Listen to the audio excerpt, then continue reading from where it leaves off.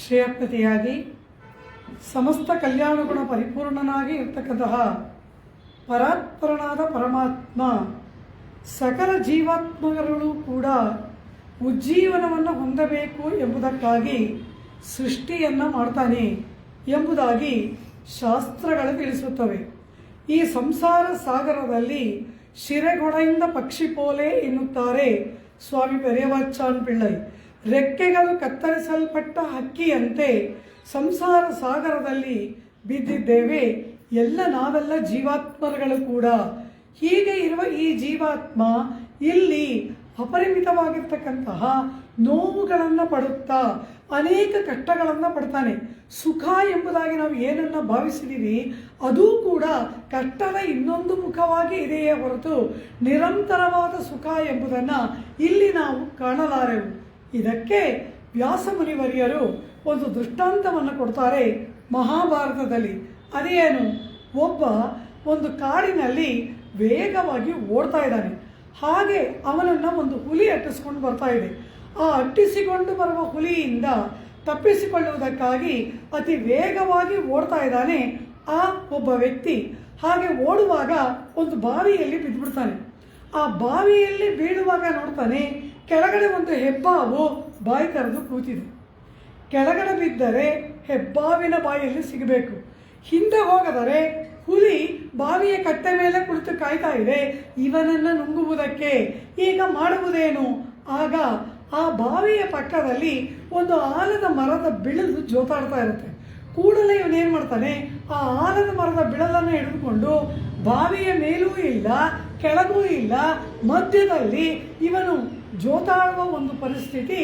ಆದರೆ ಆ ಆಲದ ಬಿಳಲನ್ನು ಮೇಲ್ಗಡೆ ಒಂದು ಇಲಿ ಕತ್ತರಿಸ್ತಾ ಇರುತ್ತೆ ಕೂತ್ಕೊಂಡು.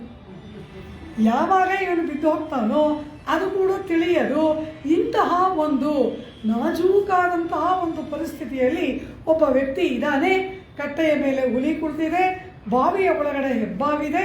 ಅನಂತರ ಆ ಹಿಡಿದುಕೊಂಡ ಆಲದ ಬಿಳಲನ್ನು ಒಂದು ಇಲಿ ಕಚ್ತಾ ಇದೆ. ಆಗ ಆ ಆಲದ ಮರದ ಮೇಲೆ ಒಂದು ಜೇನು ಗೂಡು ಕಟ್ಟಿರುತ್ತೆ. ಆ ಜೇನು ಗೂಡಿನಿಂದ ಕೆಲವು ಹನಿ ಜೇನು ಬಿಂದುಗಳು ಬೀಳ್ತಾ ಇರುತ್ತಂತೆ. ಇವನೇನು ಮಾಡ್ತಾನೆ, ಇಷ್ಟುದ್ದ ನಾಲಿಗೆ ಚಾಚಿ ಆ ಜೇನು ಹನಿಯನ್ನು ನೆಕ್ತಾ ಆಹಾ ಎಷ್ಟು ಚೆನ್ನಾಗಿದೆ ಎಷ್ಟು ಚೆನ್ನಾಗಿದೆ ಅಂತಾನಂತೆ. ಹೀಗಿದೆ ನಮ್ಮ ಪರಿಸ್ಥಿತಿ ಅಂತಾರೆ ವ್ಯಾಸಮುನಿವರಿಯರು. ಅವನ ಪರಿಸ್ಥಿತಿ ಹೇಗಿದೆ? ಅವನ ಪ್ರಾಣಕ್ಕೆ ಆಪತ್ತು. ಹುಲಿ ಒಂದು ಕಡೆ ಕಾಯ್ತಾ ಇದೆ, ಹೆಬ್ಬಾ ಒಂದು ಕಡೆ ಇದೆ, ಹಿಡಿದುಕೊಂಡ ಆಲದ ಬಿಳದನ್ನು ಇಲಿ ಕಚ್ತಾ ಇದೆ.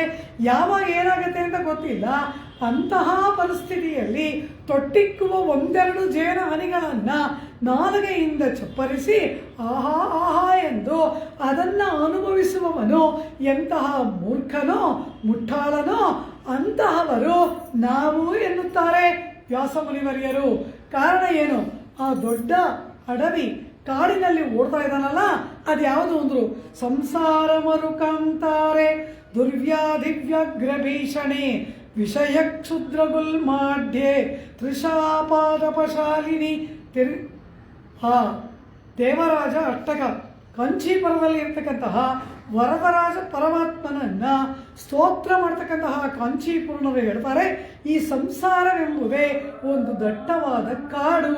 ಅದು ಬರಿಗಾಡಲ್ಲ, ಅದೊಂದು ಮರಳುಗಾಡು ಅಂದ್ಬಿಟ್ರು, ಮರುಕಾಂತಾರ ಅಂದ್ಬಿಟ್ರು. ಅಂತಹ ಆ ಒಂದು ದಟ್ಟವಾದಂತಹ ಒಂದು ಕಾಡಿದೆಯಲ್ಲ ಅದೇ ಈ ಸಂಸಾರ.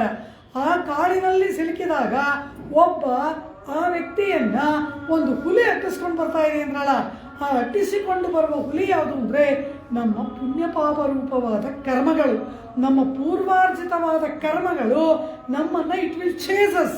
ನಮಗೆ ಇಷ್ಟೊಂದು ಜನ್ಮಗಳು ಬರೋದಕ್ಕೆ ಕಾರಣವೇನು? ಈ ಶರೀರ ನಮಗೆ ಬರೋಕ್ಕೆ ಕಾರಣ ಏನು? ಶರೀರ ನಮಗೆ ಬರುವುದೇ ಕರ್ಮವೇ ಕಾರಣವಾಗಿ.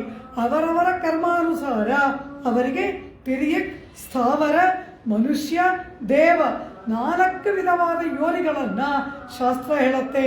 ಅವರವರ ಕರ್ಮಾನುಸಾರ ದೇವಯೋನಿಯಲ್ಲಿ ಕೆಲವು ಆತ್ಮಗಳು ಶರೀರವನ್ನು ಪಡ್ಕೊಡ್ತಾರೆ, ಕೆಲವರು ಮನುಷ್ಯರು, ಕೆಲವು ಗಿಡಮರಗಳಾಗಿ, ಇನ್ನು ಕೆಲವು ಪಕ್ಷಿ ಪ್ರಾಣಿಗಳ ಶರೀರವನ್ನು ಆತ್ಮಗಳು ಪಡೆದುಕೊಳ್ತಾರೆ. ಅದಕ್ಕೆ ಕಾರಣ ಅವರ ಪೂರ್ವಾರ್ಜಿತವಾದ ಪುಣ್ಯಪಾಪ ರೂಪವಾದ ಕರ್ಮಗಳು. ಆ ಕರ್ಮ ಇವನನ್ನ ಅಟ್ಟಿಸಿಕೊಂಡು ಹಿಂಬಾಲಿಸಿಕೊಂಡು ಬರ್ತಾ ಇದೆ ಇವನನ್ನು ನುಂಗುವುದಕ್ಕೆ. ಹಾಗೆ ಅದರಿಂದ ತಪ್ಪಿಸ್ಕೊಳ್ಬೇಕು ಅಂತ ಇವನೇನು ಮಾಡ್ತಾನೆ, ಈ ಆಯಸ್ಸು ಅನ್ನೋದು ಒಂದಿದೆಯಲ್ಲ, ಈ ಜನ್ಮ ಅಂತ, ಅದೇ ಆ ಬಾವಿ. ಈ ಜನ್ಮ ಅಂತ ಒಂದು ಕೊಟ್ಟಿದ್ದಾನಲ್ಲ ಪರಮಾತ್ಮ, ಆ ಜನ್ಮವೆಂಬ ಬಾವಿಯಲ್ಲಿ ಬಿದ್ದಾಗ ಕೆಳಗಡೆ ಒಂದು ಹೆಬ್ಬಾವು ಕೂತಿರುತ್ತೆ. ಅದ್ಯಾವುದು ಅಂದರು, ಈ ಜನ್ಮದಲ್ಲಿ ನಾವು ಹುಟ್ಟಿದಾಗ ನಾವೇನಾದರೂ ಸುಮ್ಮನೆ ಇರ್ತೀವ? ಎಷ್ಟೊಂದು ಕಾರ್ಯಗಳನ್ನು ಮಾಡ್ತೀವಿ, ಮಾನಸಿಕವಾಗಿ, ವಾಚಿಕವಾಗಿ, ಕಾಯಕವಾಗಿ ಏನೆಲ್ಲ ಮಾಡ್ತೀವಿ. ಅದರಿಂದ ಇಲ್ಲ ಪುಣ್ಯ ಬರುತ್ತೆ, ಇಲ್ಲ ಪಾಪ ಬರುತ್ತೆ. ಆ ಪುಣ್ಯ ಪಾಪಗಳಿಂದ ನಾವು ತಪ್ಪಿಸ್ಕೊಳ್ಳೋಕ್ಕಾಗೋದೇ ಇಲ್ಲ. ನಾವು ಸುಮ್ಮನೆ ಇರೋಕ್ಕಾಗಲ್ಲ, ಏನಾದರೂ ಮಾಡಬೇಕು ಮನುಷ್ಯ. ಆ ರೀತಿ ಮಾಡಿದಾಗ ಆ ಪುಣ್ಯ ಪಾಪ ಕರ್ಮಗಳು ಬರುತ್ತಲ್ಲ, ಅದು ಮುಂದಿನ ಜನ್ಮಗಳಿಗೆ ಫಲವನ್ನು ಕೊಡುತ್ತೆ. ಆ ಕರ್ಮಗಳು ಅದೇನು, ಮುಂದೆ ನುಂಗುವುದಕ್ಕೆ ಕಾದಿರುವ ನಮ್ಮ ಕರ್ಮಗಳೇ ಆ ಬಾವಿ ಒಳಗಡೆ ಇರೋ ಹೆಬ್ಬಾವು.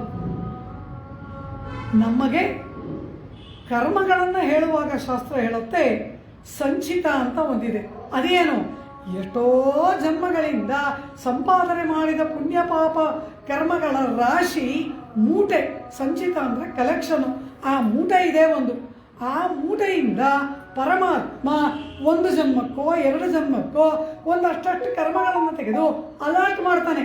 ಈ ಜನ್ಮದಲ್ಲಿ ಇಷ್ಟನ್ನು ಅನುಭವಿಸು, ಮುಂದಿನ ಜನ್ಮದಲ್ಲಿ ಇಷ್ಟನ್ನು ಅನುಭವಿಸು ಅಂತ ಒಂದು ಜನ್ಮಕ್ಕೋ ಎರಡು ಮೂರು ಜನ್ಮಕ್ಕೋ ಎಷ್ಟೋ ಕರ್ಮಗಳನ್ನು ಪರಮಾತ್ಮ ನಮಗೆ ಅಲಾಟ್ ಮಾಡ್ತಾನೆ. ಆ ಅಲಾಟೆಡ್ ಕರ್ಮ ಇದೆಯಲ್ಲ, ಅದಕ್ಕೆ ಪ್ರಾರಬ್ಧ ಅಂತ ಹೆಸರು. ಆ ದೊಡ್ಡ ಮೂಟೆ ಇದೆಯಲ್ಲ, ಅದು ಸಂಚಿತ. ಅದರಿಂದ ಒಂದು ಹಿಡಿನೋ ಎರಡು ಹಿಡಿನೋ ತೆಗೆದು ಪರಮಾತ್ಮ ಕೊಡ್ತಾನಲ್ಲ, ಪ್ರಾರಬ್ಧ. ಪ್ರಾರಬ್ಧ ಅಂದ್ರೇನು, ಫಲವನ್ನು ಕೊಡುವುದಕ್ಕೆ ಪ್ರಾರಂಭಿಸಿದ ಕರ್ಮಗಳು. ಆ ಮೂಟೆಯಲ್ಲಿರೋ ಕರ್ಮ ಎಲ್ಲ ಇನ್ನೂ ಫಲ ಕೊಡ್ತಿಲ್ಲ. ಈ ಜನ್ಮ ಕಲಾಟ ಆಗಿದೆಯಲ್ಲ, ಅದು ಈ ಜನ್ಮದಲ್ಲಿ ನಾವು ಅದನ್ನು ಅನುಭವಿಸ್ತೀವಿ. ಫಲವನ್ನು ಕೊಡುವುದಕ್ಕೆ ಪ್ರಾರಂಭವಾಗಿದೆ. ಆದ್ದರಿಂದ ಆ ಕರ್ಮಗಳನ್ನು ಅನುಭವಿಸ್ತಾ ಇರುವುದಕ್ಕೆ ಈ ಜನ್ಮ ಪಡ್ಕೊಂಡಾಗ ಈ ಜನ್ಮದಲ್ಲಿ ಸಂಪಾದನೆ ಮಾಡ್ತೀವಲ್ಲ, ಫೋರ್ತ್ ಕಮಿಂಗ್ ಕರ್ಮ ಮುಂದೆ ಬರುತ್ತಲ್ಲ ಫ್ಯೂಚರು, ಅದು ಆ ಹೆಬ್ಬಾವು. ಅದು ಮುಂದಿನ ಜನ್ಮಕ್ಕೆ ನಮಗೆ ನುಂಗೋಕ್ಕೆ ಕಾಯ್ತಾ ಇದೆ. ಹೀಗೆ ಸಂಚಿತ, ಆಗಾಮಿ, ಪ್ರಾರಬ್ಧ ಎಂಬ ಕರ್ಮಗಳು. ಅದರಲ್ಲಿ ಆ ಫಲವನ್ನು ಕೊಡುವುದಕ್ಕೆ ಪ್ರಾರಂಭ ಮಾಡಿದ ಕರ್ಮವೇ ಆ ಹುಲಿ. ಮುಂದೆ ಬರುವ ಆಗಾಮಿಗೆ ಹೆಬ್ಬಾವು. ಇನ್ನು ಈ ಜನ್ಮ ಎಂಬ ಬಾವಿ, ಅದರಲ್ಲಿ ಒಂದು ಆಲದ ಮರದ ಬಿಳದನ್ನು ಹಿಡ್ಕೊಂಡಿದ್ದಾನಲ್ಲ, ಅದೇನು ಅಂದರೆ ಈ ಜನ್ಮದಲ್ಲಿ ನಮಗೆ ಕೊಡಲ್ಪಟ್ಟ ಆಯಸ್ಸು. 60 ವರ್ಷನೋ 70 ವರ್ಷನೋ 80 ವರ್ಷನೋ ಎಷ್ಟೋ ನಮ್ಮ ಶರೀರಕ್ಕೆ ಪರಮಾತ್ಮ ಒಂದು ಆಯಸ್ಸನ್ನು ಕೊಟ್ಟಿದ್ದಾನೆ. ಅದು ಆಯಸ್ಸು. ಆ ಆಯಸ್ಸನ್ನು ಒಂದು ಇಲಿ ಕಚ್ತಾ ಇದೆ ಅಂದ್ರೇನು, ಆ ಇಲಿ ಕಾಲಪುರುಷ. ಕಾಲಪುರುಷ ನಮ್ಮ ದಿನಗಳನ್ನು ನುಂಗ್ತಾ ಇದ್ದಾನೆ. ಹೇಗೆ? ಬೆಳಗ್ಗೆ ಆಗುತ್ತೆ, ರಾತ್ರಿ ಆಗುತ್ತೆ. ಒಬ್ಬ ಕವಿ ಹೇಳ್ತಾನೆ, ನನ್ನ ಆಯಸ್ಸು ಎಂಬತಕ್ಕಂತಹ ಆ ಜಲಾಶಯವನ್ನು 2 ಕೊಡಗಳು ಎತ್ತಿ ಎತ್ತಿ ಸುರಿತಾ ಇದೆ ಅಂತ ಒಬ್ಬ ಸಂಸ್ಕೃತ ಕವಿ ಹೇಳ್ತಾನೆ. ಅದು ಯಾವುದು ಅಂದ, ಒಂದು ಸೂರ್ಯ ಒಂದು ಚಂದ್ರ ಅಂದ. ಅಂದರೆ ಏನು, ಕಾಲವನ್ನು ಗುರುತಿಸುವ ಸೂರ್ಯ ಚಂದ್ರರು ನನ್ನ ಆಯಸ್ಸನ್ನು ಖಾಲಿ ಮಾಡ್ತಾ ಇದ್ದಾರೆ ಅಂತ ಹೇಳ್ತಾನೆ. ಆ ರೀತಿ ನಮ್ಮ ಆಯಸ್ಸನ್ನು ಕಾಲಪುರುಷ ಅದನ್ನು ಸ್ವಲ್ಪ ಸ್ವಲ್ಪ ಕಚ್ತಾ ಇದ್ದಾನೆ ಅಂದ್ರೇನು, ನಮ್ಮ ಆಯಸ್ಸು ದಿನೇ ದಿನೇ ಕ್ಷೀಣಿಸ್ತಾ ಇದೆ. ಇಂಥ ಪರಿಸ್ಥಿತಿಯಲ್ಲಿರುವ ಒಬ್ಬ ಆ ಒಂದೆರಡು ಜೇನು ತೊಟ್ಟು ಬರುತ್ತಲ್ಲ, ಅದೇನು, ಈ ಜನ್ಮದಲ್ಲಿ ನಾವು ಪಡೆಯುವ ಅಲ್ಪ ಸುಖಗಳು. ಏನೂ ಕಷ್ಟ ಇಲ್ಲದೆ ಇದ್ದೀನಿ ಅಂತ ಯಾರಾದರೂ ಒಬ್ಬ ಹೇಳ್ತಾನ? ಹುಟ್ಟಿದಾಗಲಿಂದ ಮರಣ ಏರ್ಪಡುವ ತನಕ ನನಗೆ ಏನು ಕಷ್ಟನೂ ಬಂದಿಲ್ಲ ಅಂತ ಒಬ್ಬ ವ್ಯಕ್ತಿ ಯಾರಾದರೂ ಹೇಳಿ? ಒಬ್ಬ ಇದಾನ? ಕೊನೆ ಪಕ್ಷ ಒಂದು ಕಣ್ಣಲ್ಲಿ ಧೂಳಾದರೂ ಬಿದ್ದಿರಲ್ವ? ಅಷ್ಟೇ ಯಾಕೇನಾದರೂ ಅವನು ಅನುಭವಿಸಿರಲ್ವ? ಏನಾದರೂ ಒಂದು ಇವನಿಗೆ ಇದ್ದೇ ಇರುತ್ತದೆ. ಆ ರೀತಿಯಾಗಿ ಆ ನೋವನ್ನು ಅನುಭವಿಸುತ್ತಾ ಈ ಸಂಸಾರ ಮಂಡಲದಲ್ಲಿ ಇರುವಾಗ ನಾವು ಅದ್ಯಾವುದೋ ಒಂದೆರಡು ಹನಿ, ನಮಗೆ ಯಾರನ್ನು ಬೇಕಾದ್ರೂ ಕೇಳಿ ನೀವು ಹೇಗಿದ್ದೀರಾ ಅಂತ, ಸುಖಕ್ಕಿಂತ ಕಷ್ಟನೇ ಜಾಯಿಸೆ. ಹುಟ್ಟಿ ಇಷ್ಟು ದಿವಸ ಆಯಿತು, ಅನುಭವಿಸಿದ ಸುಖ ಜ್ಞಾಪಕಕ್ಕೆ ಇಲ್ಲ, ಬರೀ ನೋವುಗಳೇ ನೆನಪಲ್ಲಿದೆ ಅಂತಾರೆ. ಆ ರೀತಿಯಾಗಿ ಅಪರಿಮಿತವಾದ ನೋವಿನಲ್ಲಿ ಬಿದ್ದಿರುವ ನಾವು ಒಂದೆರಡು ಬಿಂದು ಸುಖಕ್ಕಾಗಿ ನಾಲಿಗೆಯನ್ನು ಚಾಚಿ ನಮ್ಮ ಪರಿಸ್ಥಿತಿಯನ್ನು ನಾವು ಮರೆತಿದ್ದೀವಲ್ಲ, ಅದು ಯಾರು ಅಂದರು ಹಾಗಿರುವ ವ್ಯಕ್ತಿಯನ್ನು ಏನು ಕರಿತೀವಿ? ಮುಟ್ಟಾಳ, ಮೂರ್ಖ ಅಂತಾರೆ. ಇಂಥ ಪರಿಸ್ಥಿತಿಯಿಂದ ಹೇಗೆ ಹೊರಗೆ ಬರೋದು ಅಂತ ಚಿಂತನೆ ಮಾಡೋದು ಬಿಟ್ಟು ಅದ್ಯಾವುದೋ ಜೇನು ತೊಟ್ಟಿಕ್ತಿದೆಯಲ್ಲ ಅದಕ್ಕೆ ನಾಲ್ಗೆ ಚಾಚ್ತಾವನಲ್ಲ, ಇವನು ಮೂರ್ಖನ ಮುಟ್ಟಾಳನ ಮೂರ್ಖ ಅಂದ್ಬಿಟ್ರು ವ್ಯಾಸರು. ಆ ಮೂರ್ಖ ಯಾರು ಅಂದರು? ಬೇರೆ ಯಾರೂ ಅಲ್ಲ, ನಾವುಗಳೇ. ನಮ್ಮನ್ನು ನೋಡಿ ವ್ಯಾಸಮುನಿವರೆಯರು ಹೇಳಿದ ಮಾತು. ಆ ರೀತಿಯಾಗಿ ನಾವು ಇದ್ದು ಈ ಕರ್ಮ ಪರಂಪರೆಗಳಲ್ಲಿ ಸಿಲುಕಿ ಸಂಸಾರ ಅಂದರೆ ಗಂಡ ಹೆಂಡತಿ ಮಕ್ಕಳು ಅಂತ ಅರ್ಥವಲ್ಲ.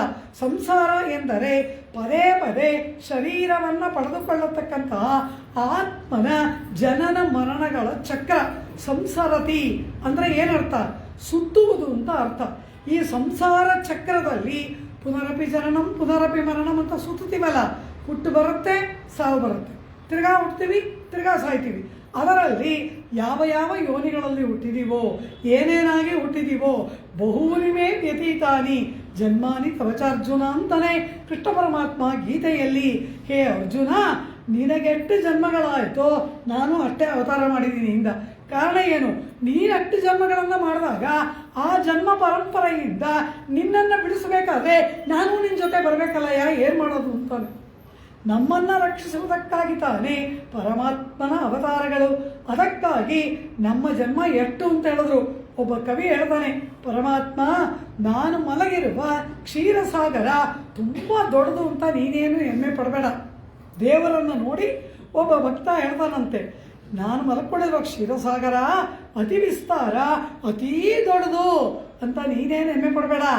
ನಾನು ಕುಡಿದ ತಾಯಿಯ ಹಾಲು, ಆ ಹಾಲಿನ ಮುಂದೆ ನಿನ್ನ ಕ್ಷೀರಸಾಗರ ಒಂದು ಬಿಂದು ಅಂತಾರೆ. ಅಂದರೆ ಏನರ್ಥ?